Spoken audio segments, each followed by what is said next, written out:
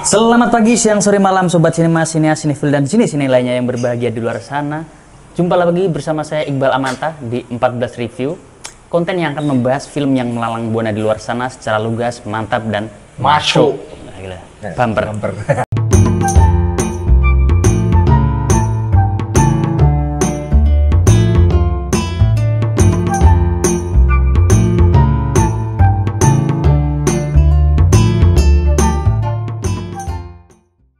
Kali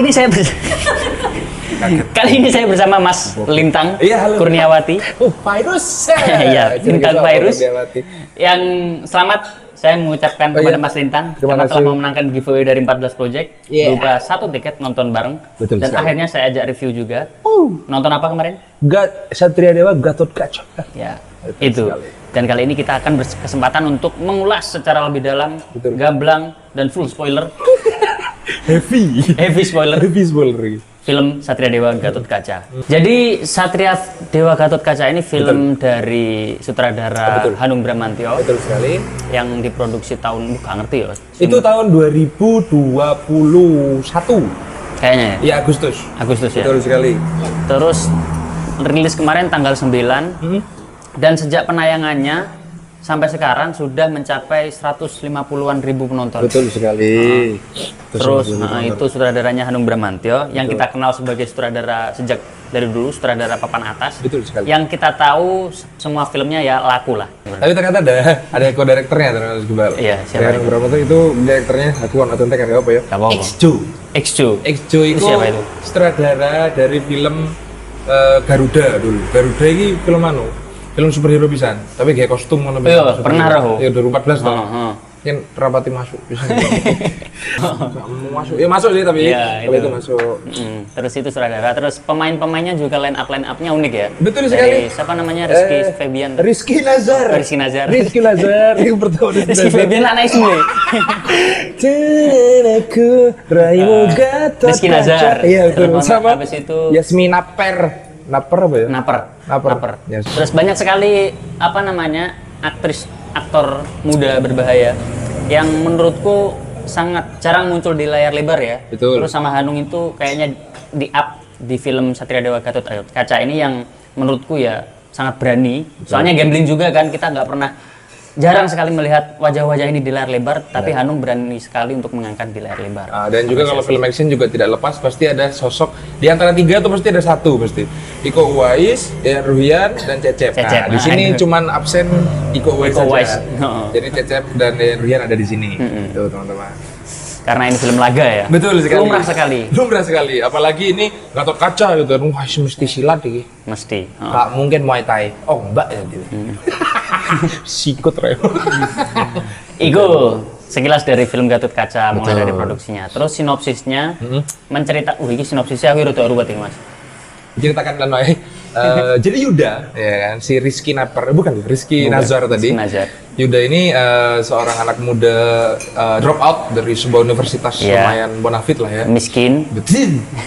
Bekerja sebagai freelancer apapun alias serabutan dia. Dia punya ibu yang hilang ingatan ya, kesakitan. Dua Down syndrome lah, yang sering berak-berak dewe gitu. Punya teman, sahabat. Betul. Yang memiliki peran besar juga di film ini. Namanya Erlangga. Anak dari komisaris dari universitas tempat tempat si Yuda ini kuliah. Iya. Kayak gitu. Terus waktu mau wisuda, si Erlangga ini terbunuh. Iya, terbunuh. Terus Yuda ini kan bertanya-tanya, dari mana kekacauan ini muncul? Dan ternyata setelah ditelusuri, semua anak cucu Adam itu terlahir dari 2 gen besar yaitu gen Kurawa dan gen Pandawa. Itu teman-teman dibagi jadi 2 ya. Jadi dari Nabi Adam itu macam langsung loro. Padahal anak Nabi Adam ya masuk akal sih. Soalnya anaknya Nabi Adam dan Siti Hawa kalau di agama Islam kan sekali melahirkan kan langsung 2. Betul. Mungkin ya bisa disambung-sambungkan gitu kalau.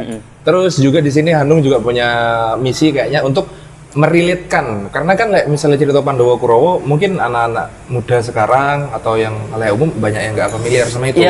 Mungkin kayak awak mungkin kesempatan kalau kayak kita mungkin kita sempat baca komiknya Rako Sasih mungkin dulu atau nonton pewayangan di TVRI dulu sering, itu mungkin masih bisa. Cuman Hanung di sini mencoba untuk memodernisasi itu loh. Jadi pokoknya intinya ini ada gen. Jadi tidak dibatasi, Pandawa ada 5, Kurawa ada 100 enggak. Jadi gen aja berarti. Semua manusia di muka bumi ini ya kalau nggak Kurawa ya Pandawa gitu. Iya, betul. Dan masing-masing gen itu memiliki sifat. Betul. Kalau Pandawa apa? Pandawa itu menyembuhkan, melindungi, pokoknya sing api-api. Sopan, santun. Sopan. Dan lovable. Dilihat dari tiga lagunya seperti ini dia Pandawa. Bangsat.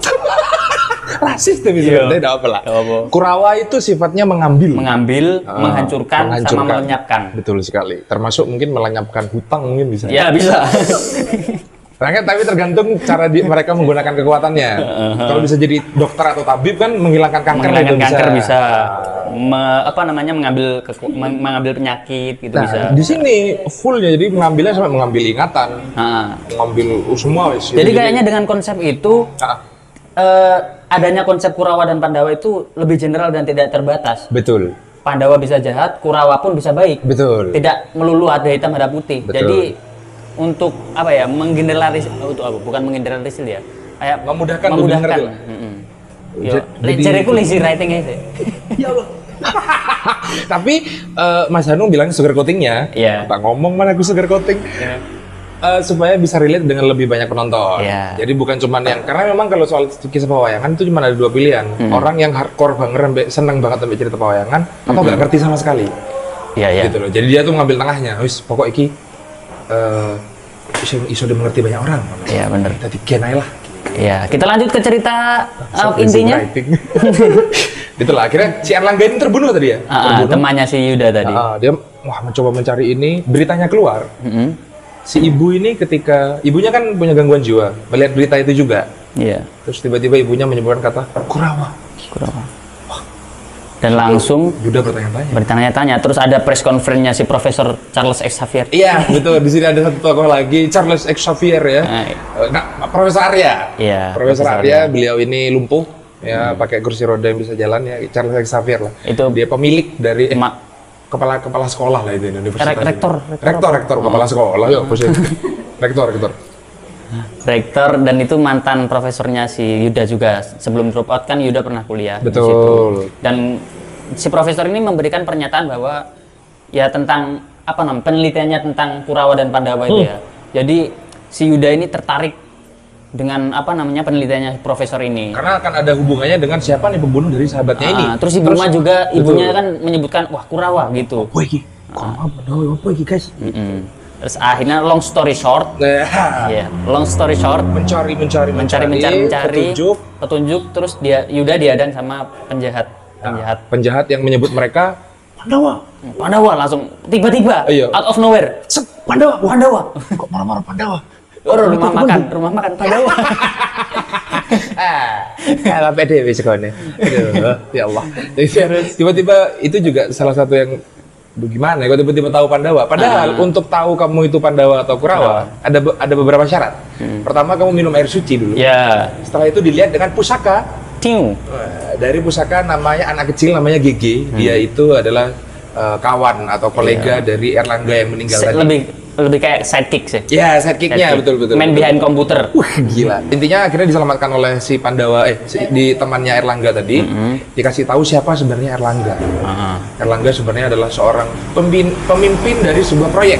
Iya. Soalnya tesis atau skripsinya itu membahas tentang itu ya. Iya betul. Membahas soal keturunan dari Pandawa dan Kurawa ini. Membahas soal itu karena melanjutkan penelitian dari profesornya, Profesor Arya. Benar. Gitu, terus dia membangun proyek rahasia untuk mencegah bangkitnya villain di sini. Bernama Aswatama. Terus proyek itu namanya apa? Proyek Satria Dewa. Satria Dewa namanya. Gitu. Itu mengumpulkan gen-gen Pandawa yang punya Sumanto itu masuk. Itu jadi mengumpulkan para Pandawa ini untuk bisa berkumpul dan mencegah kebangkitan Aswatama. Karena sebelumnya sudah ada organisasi namanya adalah Yoda Pandawa. Itu dibangun untuk ya memang untuk melindungi gitu loh. Untuk melindungi ini apa kemanusiaan dengan tujuan baik. Tapi kemudian dihancurkan oleh rezim. Di situ menariknya adalah dimasukkan juga intrik-intrik. Benar sekali. Tikus berdasi. Pandemi yang dibuat. Di Astinapura. Bukan di Indonesia, enggak mungkin. Di Indonesia. Ini kalau kita samakan dengan komik-komik Marvel dan DC ya. Betul. Astinapura ini kayak Gotham. Betul. Gothamnya Indonesia. Gotham City-nya Indonesia. Itu kota apa ya? Kota apa ngaran imajinasi? Kota buatan lah. Kota buatan. Gitu. Astinapura namanya. Tapi setnya di Jogja. Terus kenapa filmnya namanya Gatot Kaca?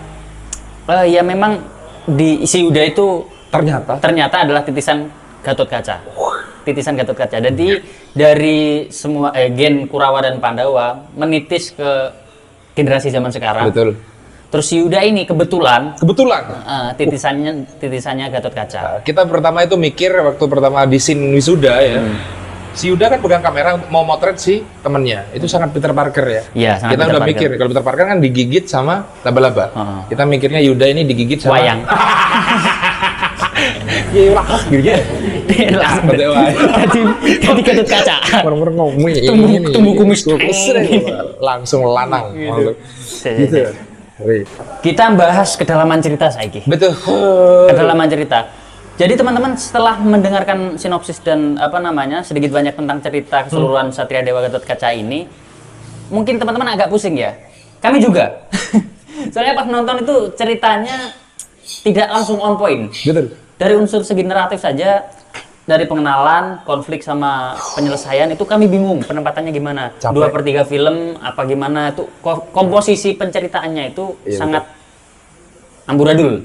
Tapi mungkin aku gak ngerti ya, no komen aku sumpah ini. Ya, itu karena misinya Hanung tadi sebenarnya kan ingin mengeneralisir atau membuat teman-teman ini mengerti gitu segala macam. Cuman akhirnya bukan mengerti, tambah bingung. Tambah bingung malah Pandawa iki nyapo baik kok Kurawa ini kenapa jahat gitu segala macam. Terus konflik-konfliknya tuh semua terjadi tiba-tiba. Benar sekali. Terus yang membantu cuman scene yang pertama itu opening scene itu membantu. Habis itu scene yang menjelaskan Pandawa dan Kurawa itu siapa, dikendalikan oleh rezim ada ini itu yang info yang menurutku yang sudah info yang kuat ya itu. Cuman kemunculan dia atau Hero's Journey kan gitu. Ya Hero's Journey seharusnya Ini harusnya Hero's Journey. Si Yuda ini untuk mendapatkan kekuatannya sebagai titisan Gatot Kaca kayak kalau dia tuh emang titisan gitu kan. Emang sudah punya kekuatan fisik yang beda, mungkin udah gampang jarang sakit segala macam. Dan sumber dari kekuatannya si Yuda ini adalah sebuah mustika. Braja Musti namanya. Dan itu disimpan oleh ibunya yang hilang ingatan. Nah, yang bikin bingung di sini, ibunya hilang ingatan. Iya. Tapi ketika memberikan atau memberitahu tempatnya si mustika ini, dia tahu tempatnya di mana. Tapi dari segi CGI visualisasi bagus. Bagus. Pengambilan gambar bagus. Color segala macam itu oke. Tapi kembali lagi ke kedalaman cerita. Jujur saya bingung di sini. Soalnya ya nggak bingung sih, maksudnya kan mungkin saya terbiasa dengan cerita yang runtut ya. Betul. Dengan cerita yang runtut, pengenalan, terus Hero's Journey itu dari orang yang nggak bisa apa-apa, nggak tahu apa-apa, terus mendapatkan kekuatan yang super, terus habis itu ada tujuannya lah. Terus di Gatot Kaca ini si Yuda kayaknya terkesan ya udah kayak dipaksakan saja gitu. Nggak ada tujuan juga, maksudnya. Oke, ibunya makanya terus akhirnya mungkin orang-orang penting di situ, orang-orang yang penting bagi Yuda itu dimatikan. Untuk dijadikan dia motivasi untuk balas dendam. Dan itu terpaksa gimana ya, terkesan dipaksakan gitu loh untuk ya kenapa harus mati gitu loh. Kenapa harus mati untuk bisa makanya butuh alasan untuk marah gitu loh. Iya. Terus ketika dia ketemu sama ayahnya juga, ayahnya Yuda ini adalah salah satu dari yang saya bilang tadi, bagian dari organisasi Yoda Pandawa. Sebelum Satria Dewa. Dan punya mustika pasangan dari Braja Musti namanya Braja Denta. Dan alasan Yuda benci juga kayak kamu meninggalkan aku dengan ibu. Ya, dan alasan ayahnya meninggalkan juga gak kuat juga loh. Iya, dia tuh mau pergi untuk melindungi. Karena melindungi kan seharusnya kan aku tetap di sini, akan melindungimu. Jika ada orang jahat, aku akan bertarung dengannya, gitu kan. Malah ngalih, Cuk. Ngalih, penjahatnya nonton aku main. Iya. Lah yo iku. Capek loh. Kecuali dibikin mungkin misalnya bapaknya kehilangan tangan satu, atau udah cacat tidak bisa bertarung karena dia melindungi. Oke. oh ya dia benar-benar melindungi. Itu balik-balik dari bapak Eki kali, set rumahnya dihancurkan, porak-poranda rumahnya, dia balik, istriku mati. Ada orang gosong semuanya di sini. Aku gagal melindungi. Ya Pak sampean metu nanti. Cecep kinang di main gaple raimu. Oh ya, si ayahnya Yuda ini Pak Cecep Arif Rahman ya? Ya, Bapak Cecep. Rahman. Silat gitu ya. Itu dari apa namanya? Klan Pandawa ya. Betul, dari Terus klan dari Pandawa. klan Kurawanya si pemain silatnya ada Cecep Ada Yayan. Dan yang jadi Aswatama, mungkin ini tahu, yang jadi Aswatama adalah penjahat utamanya yang dicegah oleh Pandawa untuk bisa bangkit itu adalah Fedi Nuril, bro. Fedi Nuril. Fedi Nuril. Aku Fedi Nuril. Dan menariknya, mesti harus diapresiasi adalah membahasakan si Aswatama ini pakai suara yang berat juga dan pakai aksara Jawa. Benar sekali. Itu kayak keren banget itu nih. Keren banget. Tapi untuk cerita memang untuk motivasi si Gatotkaca untuk bisa melanjutkan misi dari sahabatnya untuk melanjutkan proyek Satria Dewa ini. Ada juga beberapa scene yang mungkin agak bingung ya, ketika si Aswatama ini itu punya mustika di kepalanya. Itu dicabut oleh Dewata dulu. Jadi tinggal hanya raganya saja, mustikanya dari Nandi. Mustikanya diberikan kepada anggapannya antek-anteknya dia untuk mengumpulkan jiwa agar bisa bangkit lagi si Aswatama tadi. Si pemilik mustika ini dan yang membunuh si sahabat dari Gatotkaca ini adalah ternyata Profesor Arya tadi. Ya, gitu. Ayahnya si siapa namanya? Ayah dari si Agni. Ayah si Sniper jadi tokoh namanya Agni dan dia juga punya gen Pandawa juga. Oke, itulah kedalaman cerita kurang. Terus habis itu ada sebuah scene ketika Yuda itu dibacok sama kapak. Dibacok punggungnya. Dibacok kapak. Cerak. Terus habis itu dibawa ke markasnya Satria Pandawa, Satria Dewa. Diobatilah di situ sama seorang Kurawa yang baik. Kurawa yang baik ini namanya adalah Mbok Meripat. Ingin menyembuhkan si Yuda ini. Betul. Sementara Mbok Meripat ini Bu Meripat ini menyembuhkan si Yuda, yang lainnya santai main PS. Ya, itu keadaan genting loh ini. Punggung bolong ini. Dipecok, bro. Dipecok, kapak ya, bro. Main PS. Gimana sih lu? Itu yang pertama ya. Pertama, sangat janggal sekali. Terus habis itu ketika ayahnya Jasmine, si villain utamanya, si bukan Aswatama. Si Arya. Si Titisan, bukan Titisan ya. Pesuruh Aswatama ini. Pesuruh Aswatama ini kan juga di akhir mati. Si ayahnya loh ini, seorang ayah mati loh ini. Terus keesokan harinya sudah, ceria, aku sudah bebas. Aku mengerti kenapa ayah melakukan itu. Ayahmu loh iki, satu-satunya di dekne awakmu dua universitas rektor. Bayangno nang kampus ben isuk dia pagi ke kampus pakai sepatu roda, pakai kursi roda, meninggal. Kamu besoknya, aku sudah punya Gatotkaca. Hati-hati ya. Waktu si dicium, aku semakin banget, ini dicium. Sama Rizky Nazar. Terus dari segi acting?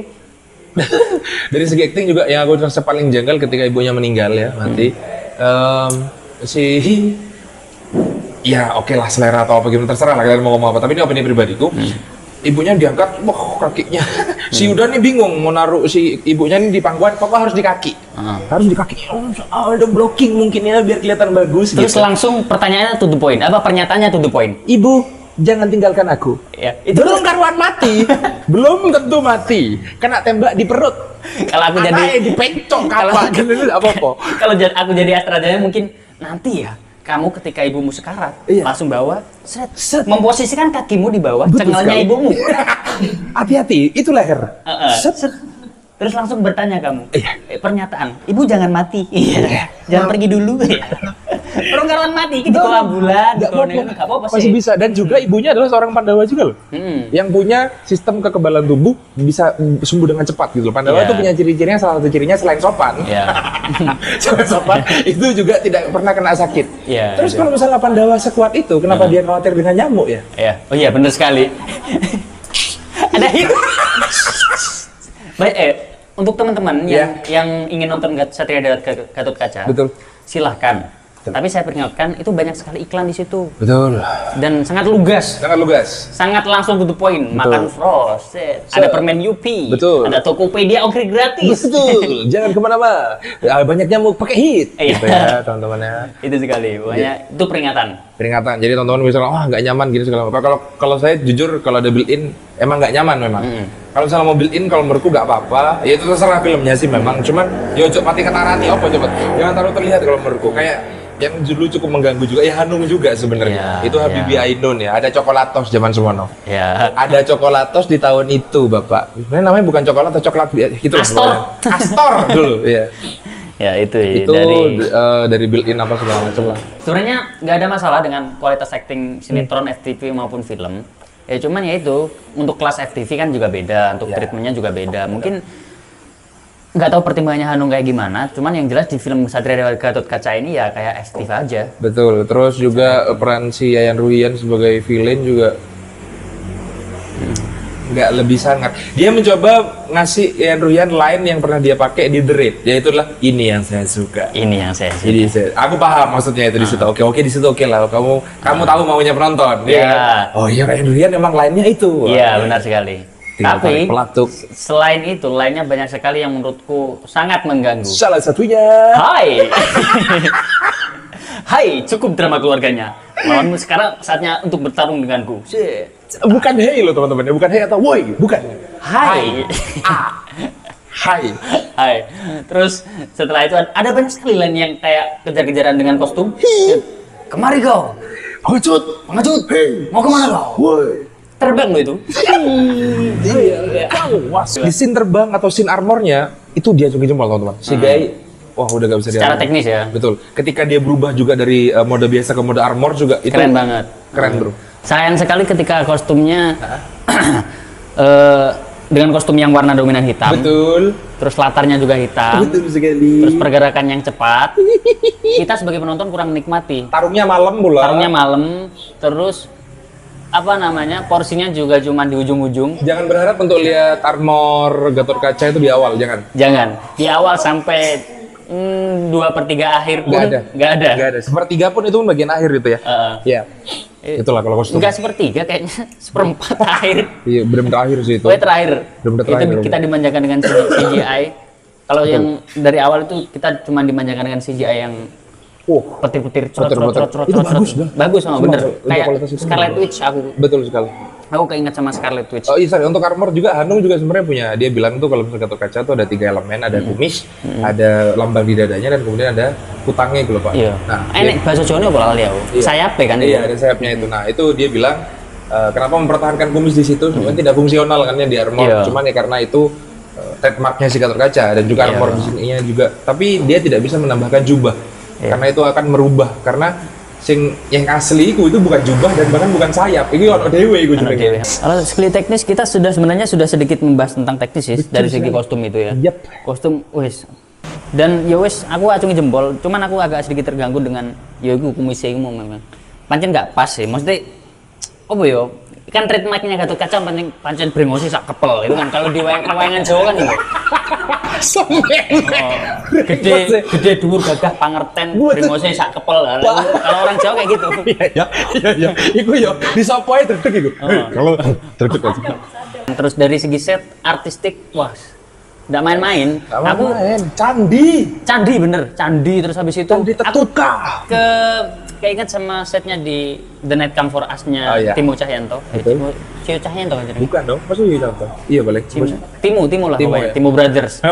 Iya. Itu dengan banyak sekali neon. Meskipun kurang fungsional sih, kayak di rumahnya si Yuda itu kan dia urban sih ya. Kayak neon-neon itu kan buat apa? Kayak kurang pas aja. Iya, cuman bagus dari segi pencahayaan, warna, set, skala artistik. Iya benar. Tapi tetap terlihat bahwa itu film. Satu set yang bagus tuh kayak di itu loh, filmnya itu keluar dari topik ya. Setnya di Ngeri-Ngeri Sedap. Iya. Itu bagus sekali setnya. Terlihat natural dan sangat humis sekali. Apalagi kamar ya. Kamar sekali. Dibahas sama Bukos juga di sebelumnya sudah. Cuman kalau kita bandingkan itu kan nggak apple to apple. Betul. Tidak cuma superhero. Masa kamu mengharap Boris bisa terbang? Bener sekali. Terus ya pokoknya intinya dari segi set itu aku cocok guys, maksudnya nggak main-main. Biasanya si Hanung itu ganden Alan Sebastian, nggak tahu kalau untuk sekarang ini gimana. Sekarang nggak tahu. Dan juga kalau misalnya aku di scene favorit ya, kalau kita ngomongin teknis ya, ya aku Jalan Punakawan cuman yang sangat jalan begitu saja. Cuman yang tidak menyenangkan akhirnya ada product building lagi itu yang tidak menyenangkan. Tokopedia. Gitu.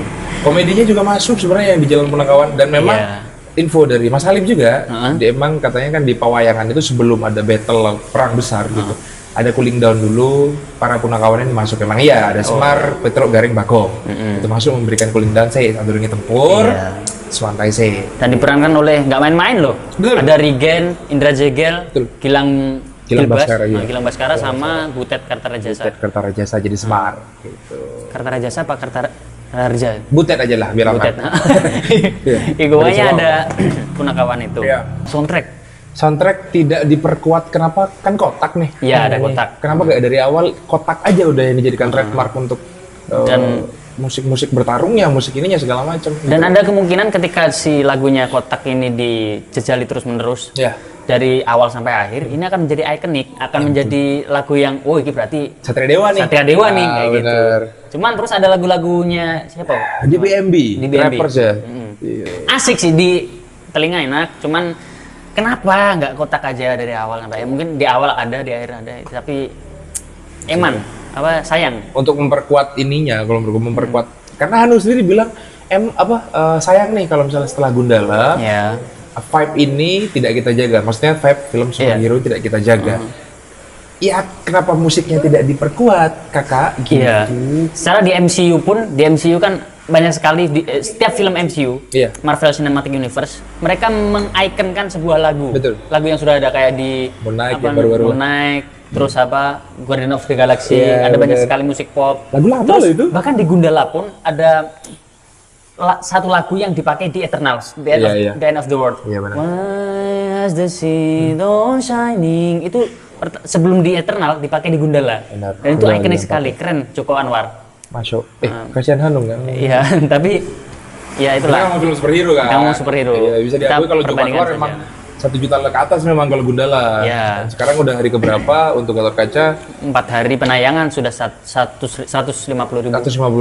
Terus kemudian memang lawan-lawannya juga lumayan. KKN belum turun. Doctor Strange. Doctor Strange. Terus ada Jurassic World juga.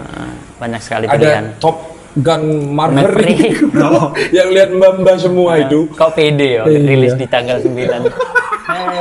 Kamu masih ini kaget sih kamu. Itulah teman-teman kalau misalnya secara kemasan oke banget, tapi seperti kata Mas secara konten sangat banyak sekali yang disayangkan. Betul. Ya itu tadi, kalau aku sih sebagai penikmat cerita, secara tutur cerita sinematik, banyak sekali hal yang mengganggu, banyak sekali hal yang membingungkan, banyak sekali hal yang disayangkan, dan menjadikan film Satria Dewa Gatot Kaca itu pilihan sekunder lah, bahkan tersier untuk melihat film. Iyalah, kalau misalnya kalian udah nonton semua film, nah Gatot Kaca belum nonton nih, tonton deh gitu. Iya gitu, nggak ada salahnya kok. Nggak ada salahnya sih. Kalau misalnya teman-teman yang suka, aku jujur kalau aku suka CGI segala macam, dimanjakan dengan itu. Oh keren ya. Kualitas building dari mustikanya juga itu oke banget. Banget. Bagus banget itu. Kalau menurut sampean satu kata untuk film Satria Dewa Gatot Kaca. Satu kata atau beberapa kata wis? Satu frasa. Satu frasa gitu ya. Gatot Kaca ini itu duren. Apa duren? Duren itu either kamu suka banget atau nggak suka sama sekali. Oh iya, benar. Cuma itu dok.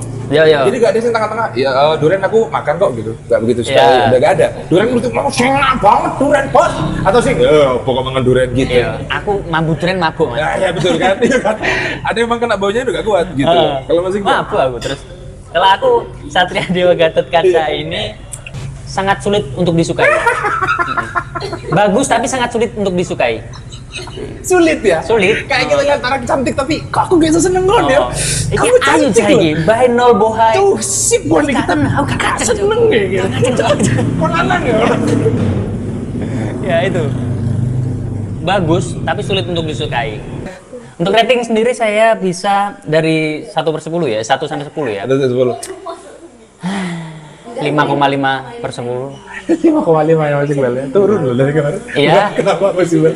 Ya. Soalnya ya 5,5 itu untuk production design. Oh iya. Untuk selebihnya kan cerita. Saya mengagumi sekali di kesenian film ini dari segi cerita. Tapi untuk cerita saya kurang dapat sekali. Jadi cukup 5,5 untuk apresiasi production design-nya aja. Ya betul.